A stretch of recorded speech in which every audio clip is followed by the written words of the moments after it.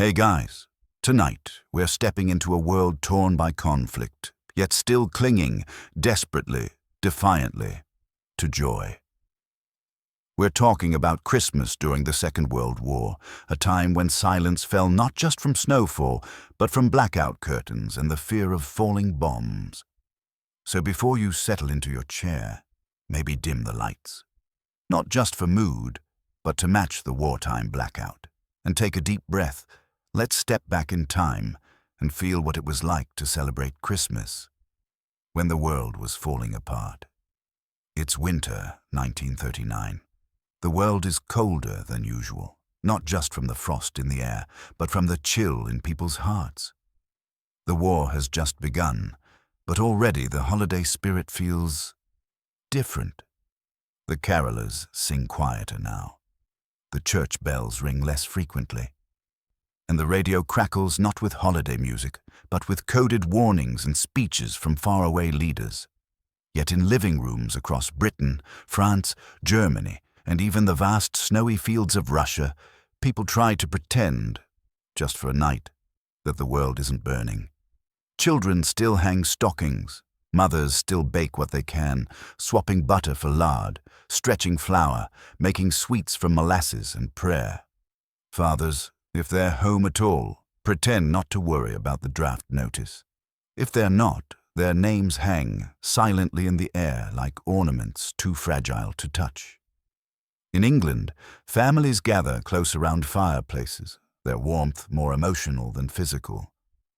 Coal is scarce. So is meat. So is everything, really. But still they make do.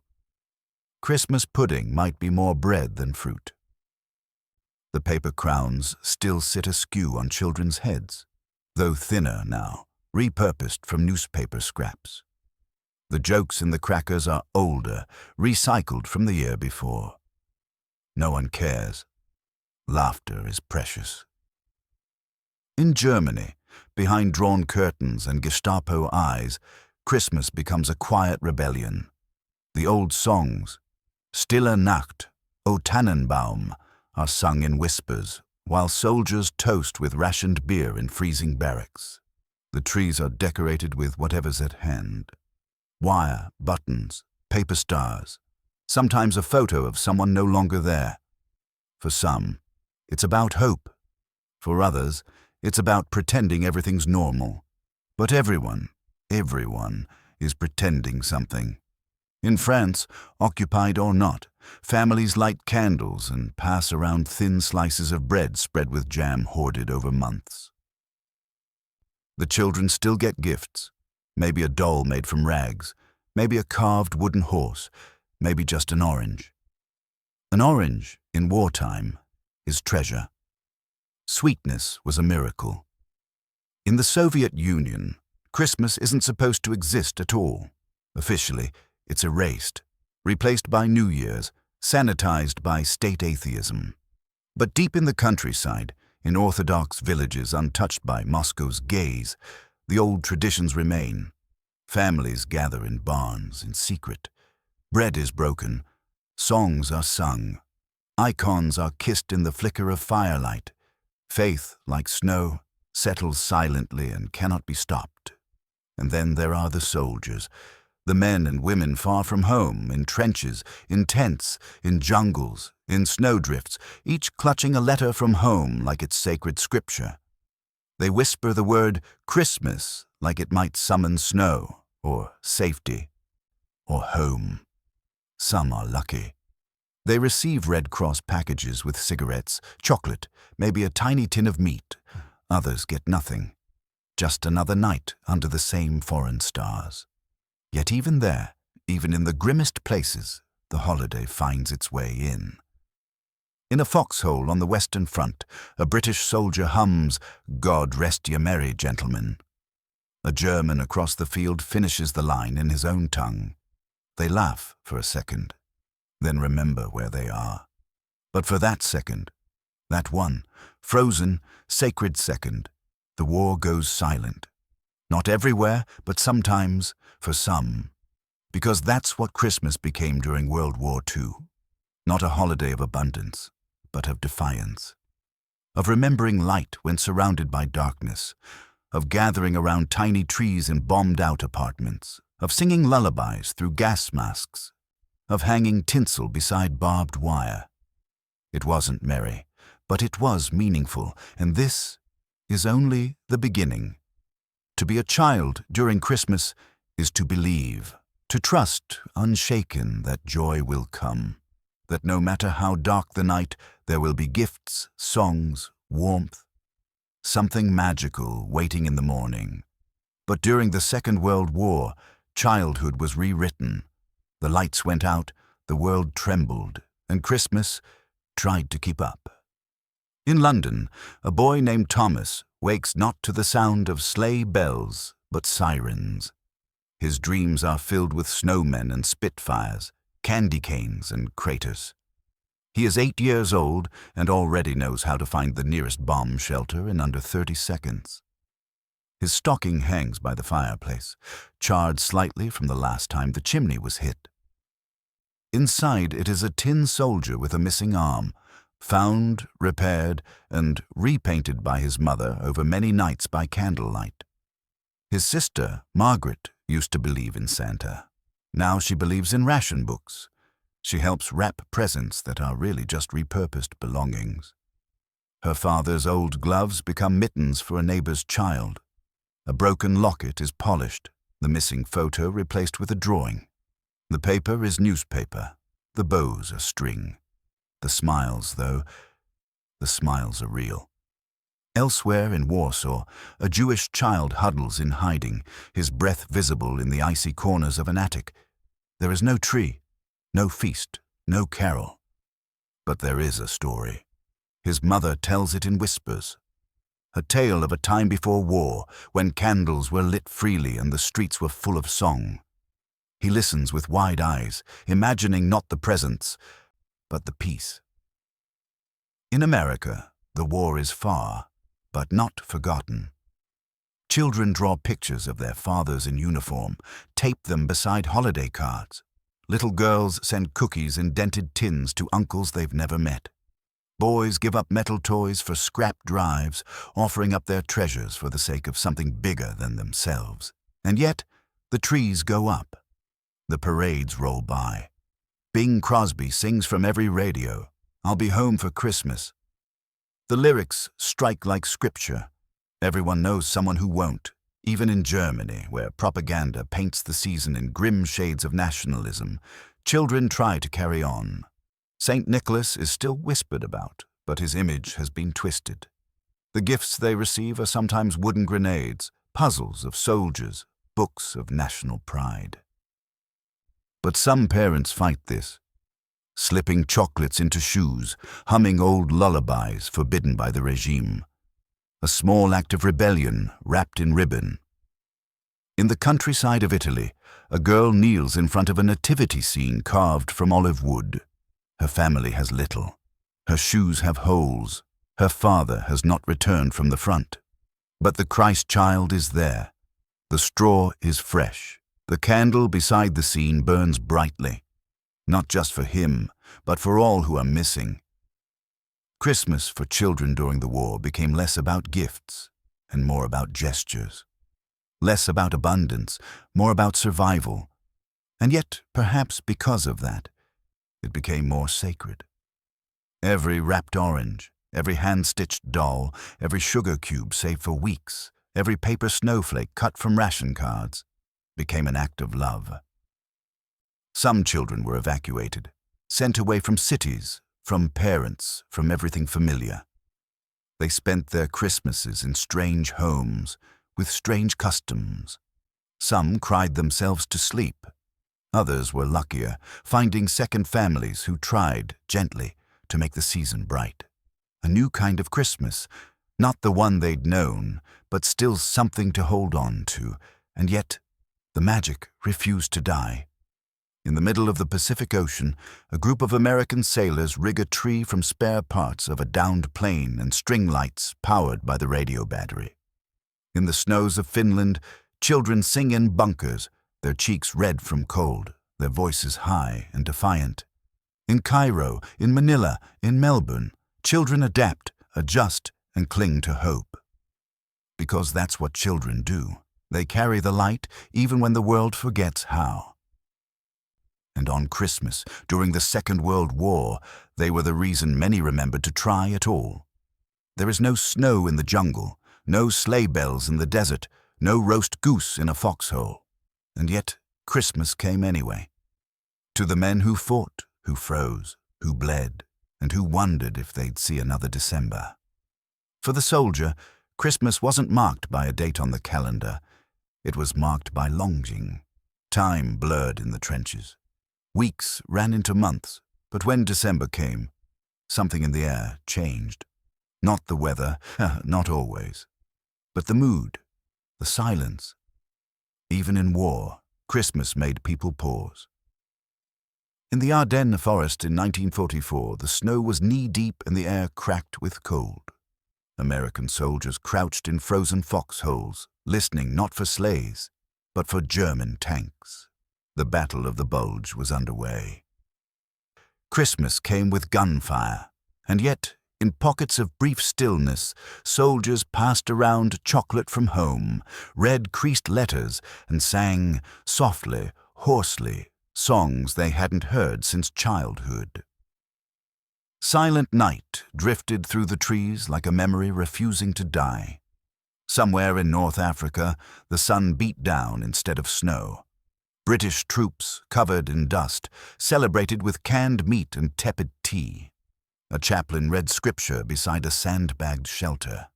Someone carved a star into the butt of his rifle. A small pine branch, stripped from a supply crate and stuck in the sand, stood as their Christmas tree. In the Pacific, it was worse. Heat, mud, mosquitoes, fear. Marines on Guadalcanal marked Christmas with a brief moment of silence, followed by a shelling that lasted until nightfall. There was no feast, no fire. Just cigarettes shared between brothers in arms, and the muttered wish, maybe next year. For many soldiers, Christmas was a paradox. It reminded them of everything they'd lost and everything they were fighting for. Home felt both painfully distant and vividly close. A smell could trigger a memory. A carol, drifting faintly from a chaplain's radio, could break even the toughest man. They made do. They always did. In makeshift chapels built from rubble and wood, Mass was held. Protestants and Catholics, believers and skeptics. They gathered, not always to pray, but simply to remember. To feel human again, even for an hour. Communion was sometimes improvised. Bread crusts, watered-down wine. The rituals mattered more than the materials. In Italy, Allied and Axis soldiers occasionally found themselves in uneasy truces. One story, whispered and half-true, tells of a German sniper who ceased fire for 2 days during Christmas, placing a candle on his perch. American soldiers noticed. They left a chocolate bar on a tree branch in return. No words exchanged, just gestures, just Christmas. Not every Christmas was peaceful. Far from it. But even in the bloodiest winters, some commanders tried to mark the day. General Patton, gruff and unsentimental, insisted on a Christmas service for every unit under his command, even as bullets flew. German officers issued their own holiday rations. Sausages, schnapps, and if lucky, cigarettes. In Russia, Orthodox soldiers whispered ancient prayers while snow covered the graves of comrades. Sometimes, the only gift was survival. One British pilot, shot down over France on December 23rd, found himself hiding in a barn with a broken leg. The French farmer who discovered him left a crust of bread and a wool scarf beside the hay. That was his Christmas dinner, and yet he later recalled it as the most meaningful gift he'd ever received. And then there were the letters. Soldiers clung to them like relics. Children's drawings, wife's handwriting, a pressed flower, a photograph. They folded them into pockets, carried them into battle. Some unread, saved for quiet moments that never came. A Christmas letter was a lifeline. proof that the world they left behind still existed. Even among the enemy, Christmas was a strange mirror. Both sides longed for the same things: warmth, peace, home, a lull in the madness, a night without death. It rarely came. But when it did, when snow blanketed the trenches and silence fell over the fields, when a soldier raised a trembling voice to sing a hymn he hadn't sung since childhood, it felt, for a moment, like war had forgotten them, and that, in itself, was a kind of miracle. Christmas, in the era of World War II, was no longer a holiday of sparkle and spectacle. It became something quieter, heavier, carried more by memory than music, more by perseverance than presence. And at the heart of that burden stood the ones left behind: mothers, wives, sisters, daughters, keeping Christmas alive in kitchens gone cold, in homes gone silent. In London, the windows were dark, not from neglect, but from law. The blackout curtains were thick, meant to block even the faintest candlelight. Bombers could find you by your Christmas chair. Still, behind those curtains, families gathered around tiny, flickering bulbs powered by car batteries. The tree, smaller this year, thinner, was dressed not in ornaments from shops, but in garlands made from scraps, threaded buttons, paper chains made from war bulletins, bits of tin foil ironed flat and curled into stars. There was no turkey. Meat was rationed, 2 ounces of butter per person per week. Eggs scarce, sugar a luxury. So mothers learned to bake with carrots and margarine. They made cakes without eggs, puddings without flour. They stirred hope into every bowl, whispered laughter into every corner of the kitchen. The result was often strange, but it was enough. In the United States, where factories ran through Christmas to feed the arsenal of democracy, families adapted too. Aluminum foil was saved for aircraft. Toys made of metal disappeared. Barbie hadn't been invented. G.I. Joe wasn't a thing yet. So little boys unwrapped handmade slingshots. Little girls found cloth dolls stitched from flour sacks. The Sears catalog still arrived, full of wonder and impossibility. But mothers learned to say, "Let's make something like that ourselves." And they did. In Dresden, before the firestorms, German families lit candles on their Christmas trees as they had for generations. But now they did it with unease. The war was swallowing everything. Fathers at the front, sons buried, daughters drafted into factory work. The Christmas spirit, twisted into slogans and swastikas by propaganda, still tried to survive in the corners, in the songs sung in kitchens, in the secret sharing of contraband chocolate, in a whispered prayer when no one was listening. Across the Soviet Union, where the regime had long banned religious holidays, Christmas was replaced by New Year's. But traditions die hard. In villages and among the babushkas, trees still went up. Not as Christmas trees, but as festive symbols. Families still cooked together. Children still received a token sweet. The name had changed, but the need remained, to mark the end of a bitter year with something warm. In France, under occupation, candles were lit in defiance. There were no church bells. They'd been silenced, no public gatherings. But women sang while washing, while kneading dough, while combing their daughters' hair. Old carols softly, sometimes in the cellar, sometimes just inside their own minds. Music became resistance. In Canada, Australia, New Zealand, countries thousands of miles from the front, the war still bled into the holidays.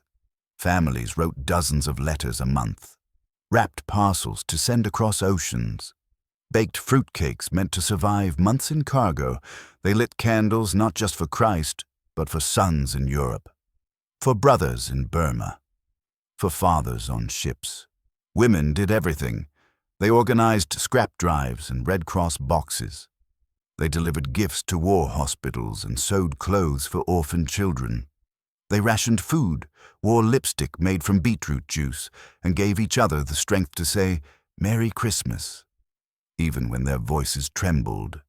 And children, they watched. They mimicked their mother's courage. A 10-year-old girl in Liverpool saved half her sugar ration all year so she could surprise her brother with a proper cup of cocoa on Christmas morning. A boy in Boston gave up his own gift so the family could send a radio to his father overseas. And when the holiday came, they gathered around radios instead of hearths. The King's speech, Roosevelt's words, Bing Crosby crooning through the static. "I'll be home for Christmas." They listened, wept, and held each other. Because even if the songs were the same, the world around them had changed. Yet somehow, through it all, the blackouts, the bombs, the absences, Christmas endured. It was patched together with tape and hope, dimmed by grief but not extinguished. It lived in kitchen smells, in small kindnesses, in shared silence. And it was the women, the ones who waited, who rationed, who wrote letters by candlelight and tucked children into bomb shelters, who made sure the lights, however faint, still glowed. Not every Christmas during the war was marked by silence. Most, in fact, were thunderous. Artillery by moonlight, fire in the fields, screams lost beneath falling snow. And yet there were moments, brief, precious moments, when even war seemed to forget itself. When men on opposite sides of the battlefield remembered they were human first, enemies second. And Christmas made them pause. The most legendary of these moments came not in the heart of World War II, but decades earlier, in the trenches of 1914. A moment that echoed so loudly it haunted the soldiers of the next generation. Veterans of that great war told stories of the Christmas truce, of British and German troops meeting in no man's land, exchanging gifts, lighting candles, and playing football in the mud. But in the Second World War, things were different, more brutal, more total. The lines were harder, the politics more poisonous. There were fewer moments of mercy. And yet, still, humanity found cracks to slip through. In 1942, on the Eastern Front, the bloodiest theater of the war, there were whispers of a strange hush that fell on certain sectors near Leningrad. A brutal winter had frozen both men and weapons. For a night, the shelling slowed. Some say German troops sang carols softly from their trenches. Soviet soldiers, listening in the dark, didn't return fire, just listened. No one moved, no one attacked. They simply endured the cold, together, apart. No orders were given, just silence. In occupied Greece, villagers risked everything to light candles in church ruins. German officers, posted there, far from their homeland, allowed the midnight mass to continue, unmoved. Perhaps they remembered their own villages, their own mothers lighting candles years before. Perhaps they simply couldn't bear to stop it. In Italy, 1943, a group of Allied POWs and their guards, fascist soldiers who knew the war was nearly lost, sat together inside a barn on Christmas Eve. The prisoners sang. The guards, at first quiet, joined in. Someone passed around a bottle of stolen wine. It wasn't peace, but it was something close. And then there was the Battle of the Bulge, 1944. In the freezing forests of Belgium, men fought and died for days without rest. It was Hitler's last great gamble. A surprise attack meant to break the Allied lines. But Christmas arrived in the middle of it, like a ghost of better days. American soldiers dug into the snow, half frozen, low on ammunition. German troops pressed hard, disguised in captured uniforms, whispering across the trees. But on Christmas Eve, in the town of Bastogne, surrounded and nearly out of hope, the American 101st Airborne held firm. And somewhere amidst that siege, in one battered farmhouse, a miracle unfolded. A German mother, Elisabeth Winke, and her young son took in 3 American soldiers, one of whom was badly wounded. Moments later, 3 lost German soldiers knocked at their door. She could have sent them away. Instead, she made a choice. "This is Christmas Eve," she said. "There will be no killing tonight." The Germans hesitated. The Americans tensed, but the guns stayed down, and inside that humble home, the men shared what they had: potatoes, coffee, a bit of bread. They warmed their hands beside the same fire.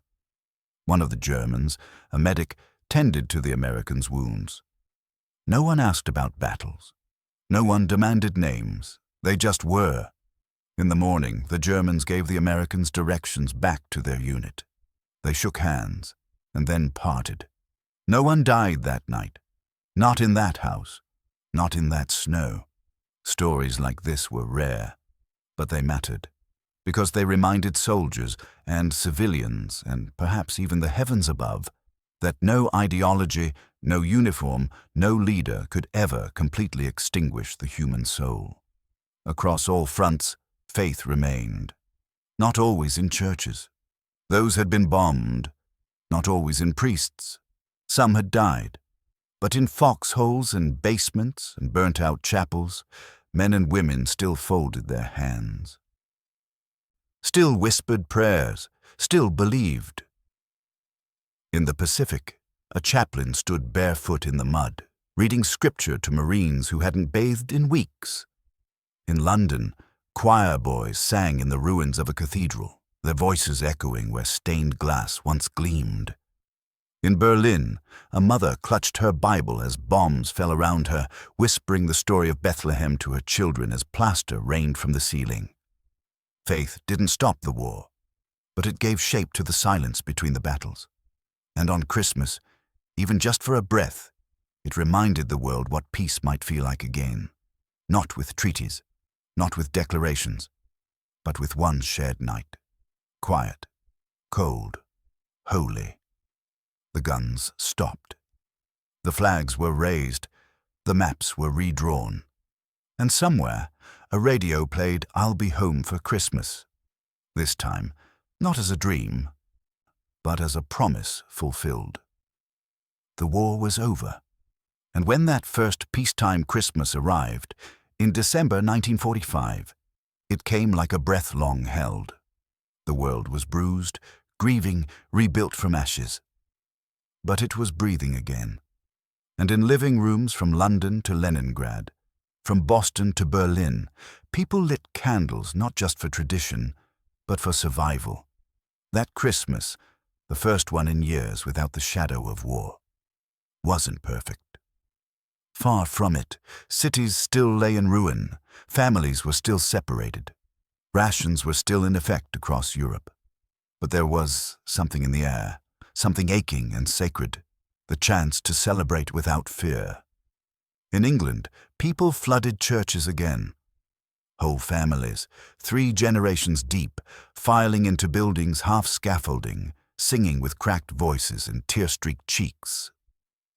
Children who had spent their entire lives under blackout curtains saw lights in the windows, real lights, electric, unhidden. The glow made people weep. Presents were modest, yes, but they were new. Not borrowed, not salvaged. For many children, it was the first time they'd seen wrapping paper that hadn't been repurposed from newspapers or saved from the year before. An orange no longer meant months of saving. Chocolate was no longer contraband. The abundance was small, but it was real. In Germany, the winter was bitter. Cities flattened, homes hollowed. But in their ruins, the people still gathered.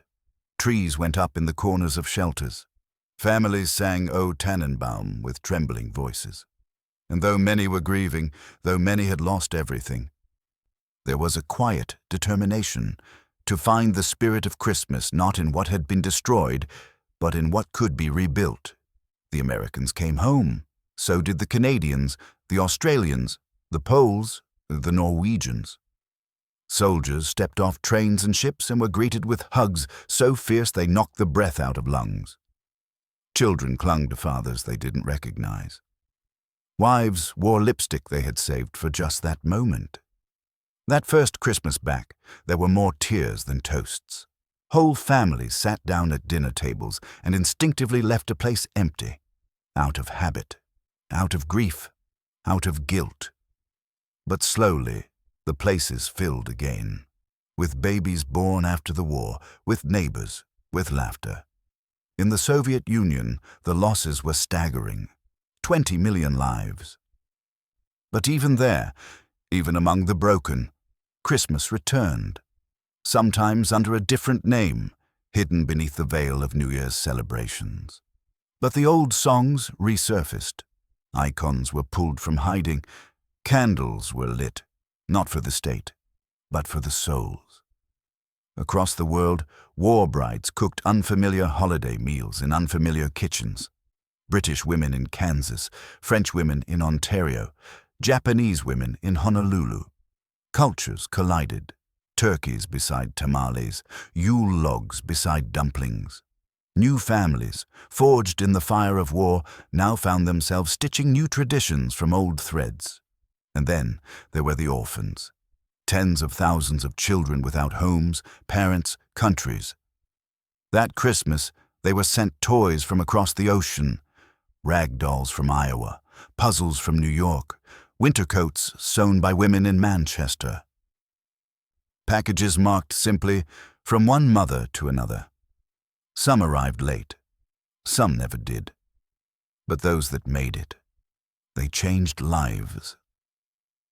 In concentration camps newly liberated, survivors celebrated Christmas in the only way they could, by standing alive. They sang, prayed, held hands. There were no trees, no gifts, just memory, just the miracle of breath.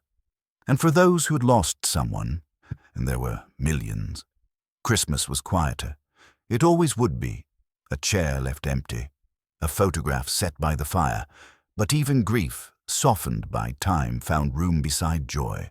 The world had changed, permanently. The innocence of holidays past would never fully return. But in its place was something more honest, more sacred.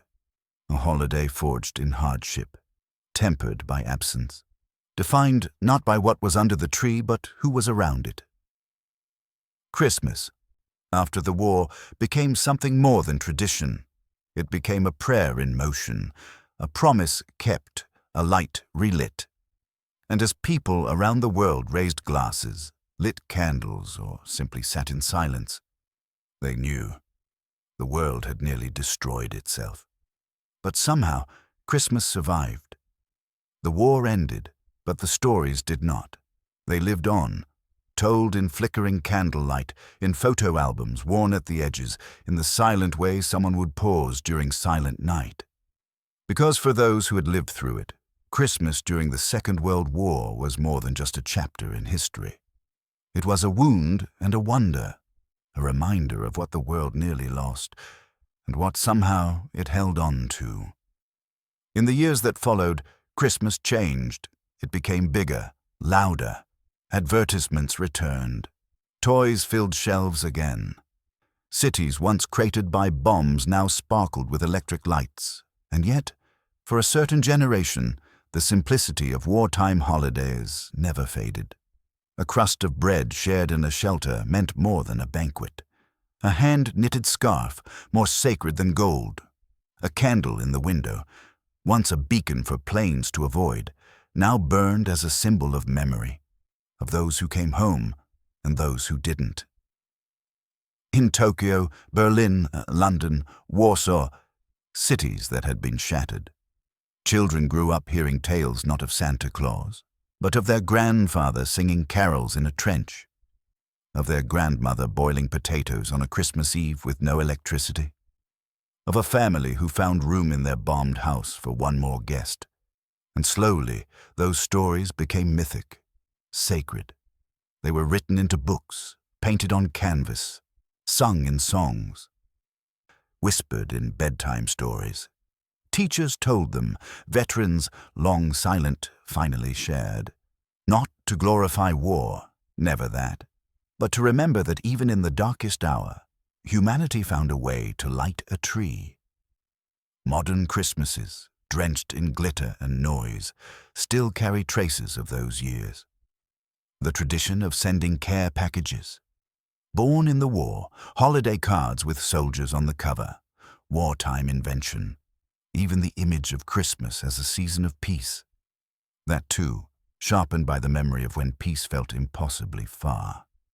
For historians, it remains one of the most profound contradictions of the 20th century, that in a time of unprecedented violence, the world clung so desperately to a holiday about peace. They clung to it because they needed it.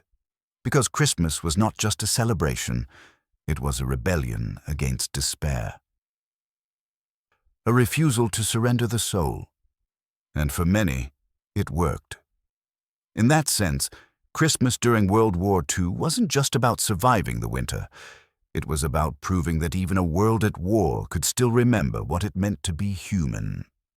Every country that survived the Second World War emerged from it changed, not just in policy or politics, but in how its people marked the holidays. Christmas, once a season of joy, had become a tapestry of grief, resilience, and remembrance. And over time, each nation stitched its own thread of memory into the fabric of tradition. In Britain, the war never truly left the table. The generation that endured the Blitz carried the habits of rationing long after the coupons ended. Even decades later, grandmothers would quietly portion out sugar, saving it just in case. Holiday recipes passed down were born not from abundance but from ingenuity. Vinegar pudding, carrot cake without sugar, mock goose made from lentils and beans. These weren't just nostalgic curiosities. They were echoes of survival. At Christmas, the Queen's speech became more than a formality. It was a ritual, a moment where the entire country, regardless of class or politics, stopped and listened, just as they had during the war. The fireside voice reminded them of unity, of loss, of a country rebuilt from rubble. And each year, as tinsel was wrapped around trees, the older generation remembered the blackout nights, the sirens, and the sound of children laughing anyway. In Germany, the memory was more complicated. After the war, there was shame, silence. Whole families refused to speak of the war at all. But Christmas gave them a different language, not of politics, but of people. Trees still stood, candles still flickered, and hymns like Stille Nacht, sung in bomb shelters and in camps, became symbols of something pure that had survived the flames. German Christmas markets, some destroyed during the war, were slowly rebuilt, but they returned not just as places of commerce, but of comfort. Wooden toys, hand-carved and simple, became more than souvenirs. They were acts of cultural healing, proof that tradition could be reclaimed even after catastrophe. And in homes across Germany, families held tight to rituals not tainted by ideology, baking Lebkuchen, lighting Advent wreaths, reading from the Bible. For a country trying to find its soul again, Christmas was a kind of compass. In the United States, the war transformed Christmas into a national symbol. Before the war, it had been a family affair, cozy, sentimental, regional. But during and after the conflict, it became patriotic. Images of soldiers reunited with families beneath snowy porches, of letters arriving just in time for Christmas Eve, of children praying for Daddy to come home. These were etched into the American consciousness through newsreels, posters, and later television. The boom of the post-war years brought prosperity. But beneath the surface, those who had fought, and those who had waited, still remembered what it was like to celebrate with a tin tree and powdered eggs. Veterans raised their children with deep gratitude for peace, and Christmas, every year, became a subtle act of remembrance. Even today, when an American family hangs a star in the window for a soldier deployed overseas, they are echoing a tradition born in 1943. In the Soviet Union, where Christmas had been officially suppressed for decades, the war thawed something deeper. Though the state insisted on New Year's as the winter holiday, families remembered differently. In villages scorched by Nazi occupation, in cities turned to ash, people returned to old rituals quietly. Icons behind curtains, candles lit on January 7th for the Orthodox calendar, carols sung not in choirs, but in kitchens. For many Russians, the memory of surviving the siege of Leningrad, the defense of Moscow, the retreat through ice and flame, these memories weren't erased by politics. They were folded into family lore. And when winter came and snow blanketed the steppe, the silence carried ghosts. Christmas may not have had a place on the state calendar, but in hearts and homes, it never left. In Japan, Christmas had never been a native tradition, but after the war, during occupation under Western influence, it arrived in a strange new form as a symbol of peace, romance, and reconstruction. Instead of midnight mass, there were Christmas cakes, spongy, sugary, sold in department stores. Instead of nativity scenes, there were neon Santas. But beneath the commercial glitter was something deeper. The holiday had become a kind of seasonal prayer for a gentler future, for prosperity, for healing, for families who had lost everything in Hiroshima and Nagasaki. For those who had buried children after fire bombings, the arrival of winter brought solemnity. Even in a borrowed tradition, there was room for mourning and for hope. And in every nation, certain sounds never lost their power. A carol sung by candlelight, a knock at the door on Christmas Eve, the pop of a fire, the scent of cloves, the sight of a single gift under a tree. These were the shared language of a generation that had known hunger, fear, and absence, and chosen, year after year, to still gather. Still light candles, still sing. And so Christmas after World War II did not just return to what it had been. It became what it had never been before, a global ceremony of survival. When the world fractured, people wrote. When bombs fell, when loved ones left, when fear settled into the corners of daily life, they reached for pens, for paper, for something permanent, something human.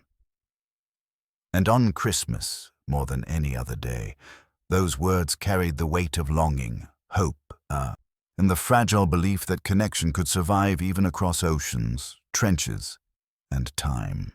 In a quiet English village in 1940, a young wife named Eleanor sat at her kitchen table, the candle guttering in the draught, and wrote to her husband stationed in Egypt.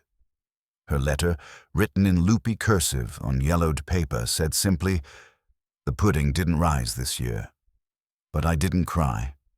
I kept your chair at the table and put your favorite jam beside the toast, just in case you were thinking of home at that exact moment. I hope you were." Her husband, Corporal James Hardy, replied weeks later. His letter carried through miles of desert and sea. "I was thinking of the jam, oddly enough, and the way your nose crinkles when the pudding fails. It's never the food I miss. And it's the way you serve it, like peace in a bowl." In a trench outside Bastogne in 1944, an American private named Thomas Reyes scribbled a note in the margins of his field manual. He had no proper stationery, no envelope, just the cold and a pencil. "If you're reading this, Mom, Merry Christmas. Tell Johnny I still owe him a snowball fight, and tell Dad I kept the Bible he gave me in my helmet, not for reading, just because it's close to home. If we make it to New Year's, I'll never complain about dry turkey again." He didn't make it to New Year's, but the note did, found in his pack, delivered by his captain, hand to hand, all the way to New Mexico. His family framed it. They read it every December 25th for the rest of their lives. In a German town near Cologne, a girl named Clara kept a diary through the war. Most of it was hidden, the pages written in code so her thoughts wouldn't be considered subversive. But on Christmas Eve 1943, she wrote openly, "They tell us not to sing the old songs, but tonight I did. quietly, just for myself. Oh, holy night. My hands shook when I lit the candle, not from fear, just from the weight of remembering how it used to be.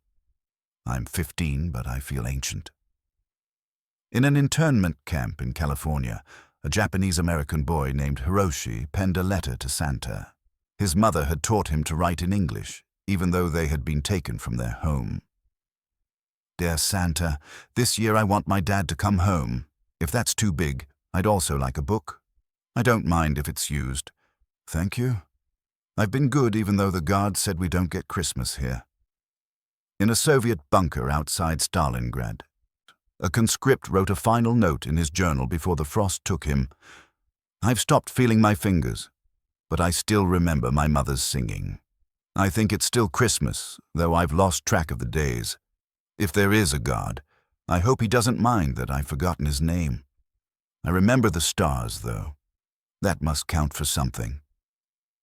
In Manila, after the Japanese occupation ended, a nurse found a stack of children's drawings tucked into a shelter wall. Most were stick figures, suns and houses, but one stood out, a Christmas tree bent sideways by wind with red circles scrawled at the base. The caption, written in careful English, "This is a tree that stayed standing, even after bad men came." Not all letters survived, not all messages were sent, but the ones that were, they became scripture. Not religious, perhaps, but sacred all the same. They captured not strategy nor politics, but the truth of war at its most human. The ache to remember, the fight to feel, the impossible hope that someone, somewhere, was still reading. In every war, there are generals and maps. But in this war, at Christmas, there were also letters, diaries, notes written on napkins, names carved into tree bark, messages etched into time. And through them, even in darkness, the world whispered, "We are still here, we still love, we still believe." The war ended, the soldiers aged, the letters yellowed, the songs were sung again, louder, freer, but the world never fully let go of what Christmas meant during those years. Because Christmas in wartime wasn't just an interruption in the old traditions. It created new ones, rituals built not from plenty, but from perseverance. And long after the guns went silent, those rituals remained. In homes across Europe, even generations later, people still light an extra candle on Christmas Eve. For the fallen, for the missing, for memory. They may not always say why. It's just done. A tradition born of grief, passed on as reverence. In Britain, children still pull crackers, laugh at silly jokes, and wear paper crowns, not knowing that during the Blitz, those same crowns were made from newspaper, and those jokes were a defense against the dark. Families still joke about making do, echoing mothers who once made pudding from carrots and tinsel from wire. In Germany, choirs sing Stille Nacht with a gentleness that wasn't always there before the war. There is a pause between the verses now, a softness, a memory of when the song was sung in bunkers and bomb shelters, a lullaby for the soul. In the United States, it became common in many families, especially those of veterans, to set an empty plate at the table, a tradition quietly borrowed from military mess halls. Sometimes the plate stays silent. Sometimes someone stands, raises a glass, and says, "For the ones who didn't come back."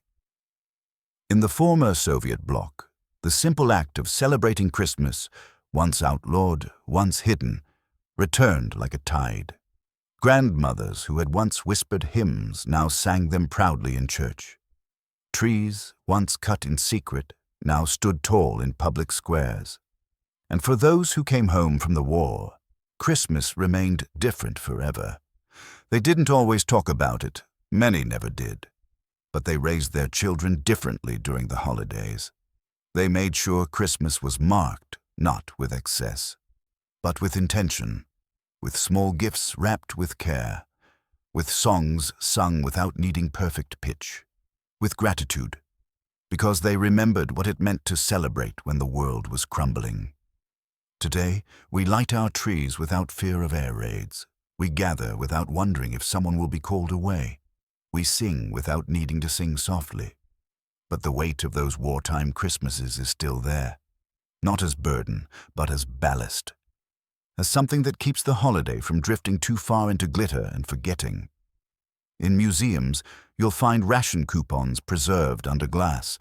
In archives, faded letters marked Christmas 1943.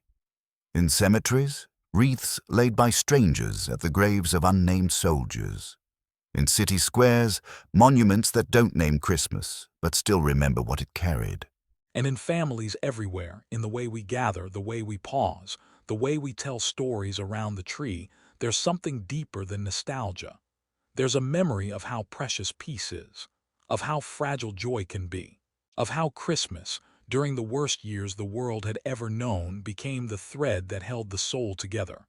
That is the legacy, not the battles, not the borders, but the candle lit in darkness, and the promise passed from generation to generation, that no matter what, the light returns. There is something about a song that lingers longer than words. And during the Second World War, when families were torn apart, when entire cities became smoke and ash, it was music, especially Christmas music, that gave shape to the hope people didn't always know how to say aloud. Some songs existed long before the war, but took on new meaning because of it. "I'll Be Home for Christmas" wasn't just a tune on the radio, it was a prayer whispered in foxholes and barracks. Released in 1943, its final line, "If only in my dreams," felt like truth wrapped in melody. Soldiers cried hearing it. Mothers cried after. It became the sound of aching distance, of hope without certainty. In London shelters, as sirens wailed above and children huddled with gas masks clutched in small hands, families still sang, "God rest ye merry gentlemen." But now, lines like "Let nothing you dismay" struck different. It wasn't just tradition, it was armor. In the Polish resistance, songs were sung not in churches, but in forests, secret gatherings where carols like "Lulej Jezuniu" became lullabies for the dying or anthems of defiance. The softness of the music stood in opposition to the brutality around them. The melody said, "You can take our city, but not our soul." In Germany, "Still Nacht," Silent Night, once sung by candlelight in living rooms, now echoed in ruins. Soldiers, both Axis and Allied, found themselves humming it in the dark. Some did not speak the same language, but they knew the tune, knew the weight behind it. The night may have been silent, but it was not still. Even in Japanese internment camps in the United States, choirs of children formed. They learned songs from books brought by missionaries, sang them in wooden halls behind barbed wire. It didn't matter that they were far from Bethlehem. It mattered that the songs reminded them they were still human. In post-war years, these songs returned home, played from radios during peacetime, sung in classrooms, hummed in kitchens. But they carried something with them, a heaviness, a resonance, a reminder that they had once been lifelines. And some families created their own songs, lullabies made up during blackouts, tunes to distract children from the sound of distant bombs. Some of those songs were never written down, but they were passed on. A father humming the same melody to his grandson that he once heard in a refugee tent. A grandmother's fingers tapping rhythm on a table, recalling a carol sung in a camp where names were numbers. Christmas music became more than background. It became memory in motion. Even today, you can hear it in the way an elderly man closes his eyes during White Christmas, not remembering snow, but remembering the friend who never came back. In the way a woman in her 90s hums, "O Come All Ye Faithful," while decorating her tree, thinking of the night her town finally saw light again after years of blackout. The war gave those songs weight, depth, history. And so, while we wrap gifts and roast dinners and laugh around brightly lit trees, the music reminds us, gently, persistently, that people once did all this in the shadow of war, that they sang anyway. And in doing so, they pass something to us. Not just the songs, but the strength to sing them. In the darkest winters of the Second World War, when smoke blackened the skies and despair crept beneath every doorframe, faith did not vanish. It didn't always come from a pulpit or wear a robe. Sometimes it came in the form of silence, of hiding, of choosing to do good quietly, dangerously, when everything around you begged for surrender. For millions, Christmas was not a holiday that year. It was a question. What do we believe when belief could get us killed? In Nazi-occupied France, priests celebrated midnight mass in cellars. The churches had been emptied or turned into outposts, but the spirit found cracks. Parishioners gathered in basements beneath candlelight, children bundled against the cold. No bells rang, but the words were still spoken. The bread was still broken, and when the people whispered, "Amen," they weren't just speaking to heaven. They were speaking to each other. We are still here. In Holland, Christmas became a season of resistance. Nuns and monks, under cloistered silence, hid Jewish children in orphanages, in monasteries, in rooms behind bookshelves. Some of them never spoke of it, even after the war. But every December 25th, they would look across the dinner table at those children, now grown, and know, this is what faith looks like. In Germany, a quiet but dangerous network of pastors defied the regime. The confessing church, led by men like Dietrich Bonhoeffer, refused to let Christianity be twisted by ideology. Their Christmas sermons, often held in secret or disguised as youth lectures, spoke of justice, of humility, of peace not as weakness, but as moral strength. Bonhoeffer himself would write from a Gestapo prison in 1943, "Christmas in a cell, perhaps then one understands better what it means to wait and to hope. A light shines in the darkness." He would be executed before the war's end. In the countryside of Poland, Orthodox villagers still celebrated the Nativity. Even after their churches were burned, their priests disappeared. They carved stars from wood, placed them in the corners of barns. The old women sang carols in whispers while they kneaded bread. The men built manger scenes with straw and stone. They couldn't fight the occupation with weapons, but they could preserve their soul. And in the concentration camps, where horror ruled and hope was a punishable offense, there were still moments of radical, trembling faith. In Auschwitz, a group of prisoners, Catholic, Protestant, Jewish, agnostic, gathered on Christmas Eve in secret. There was no tree, no feast, just a smuggled candle and a book of psalms read in hushed voice. One survivor remembered a single line from that night. "Though I walk through the valley of the shadow of death, I will fear no evil." He never forgot it. Not because it promised salvation, but because for one moment it reminded him that they had not become animals. They were still human. Elsewhere, Jewish prisoners marked Hanukkah, the festival of lights, using potato peels for candles, twisted thread for wicks, and whispered blessings in stolen moments. Their celebrations didn't defy Christmas, they paralleled it. Different language, same courage. In Japanese-occupied Korea, Christian churches operated underground. Converts were arrested, ministers disappeared. But on Christmas Eve, families gathered anyway, sometimes just 2 or 3, sharing rice and prayer by the dim light of a fire. They risked everything to say, "We still believe." And in the homes of the persecutors, yes, even their conscience stirred. A German soldier in Prague, ordered to destroy a synagogue, quietly disobeyed. Instead, he boarded it up and wrote in his journal, "Let the house of God sleep, not die." His family never knew. But every Christmas afterward, he lit one candle in his window for those he had not betrayed. Faith during the war was not always triumphant. Often it was threadbare, fragile, full of doubt. But it did not die. It wore many faces. The priest risking arrest to baptize a baby. The rabbi smuggling out names. The child praying not to be rescued but simply remembered. Christmas, in those years, was not about tradition. It was about conscience. About the impossible strength it took to love in a world that had forgotten what love looked like. And so, in the shadow of fire and ash, beneath collapsing roofs and frozen fields, belief endured. Not because it was easy, but because it was needed. Years have passed. The war has faded into textbooks and monuments. The veterans are old now. The children who once crouched in bomb shelters are grandparents. And yet, every Christmas, something returns, not loudly, not with speeches, but with silence. A kind of stillness that enters the room like a memory invited back. Somewhere, a man in his 90s opens a box and lifts out a Christmas card sent to him in 1944. The edges are worn, the ink faded, but he still reads it like it was written yesterday. It ends with, "Come home soon. We're waiting with the lights on." His wife is gone now, but he sets the card on the mantel anyway, beside a single white candle.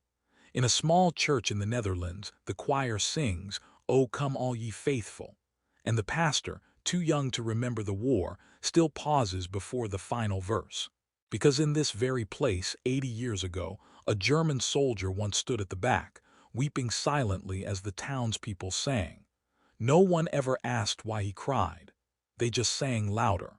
A woman in Warsaw places a wooden star atop her tree. It's old, chipped, carved by her grandfather in 1942 when toys were illegal and joy was scarce.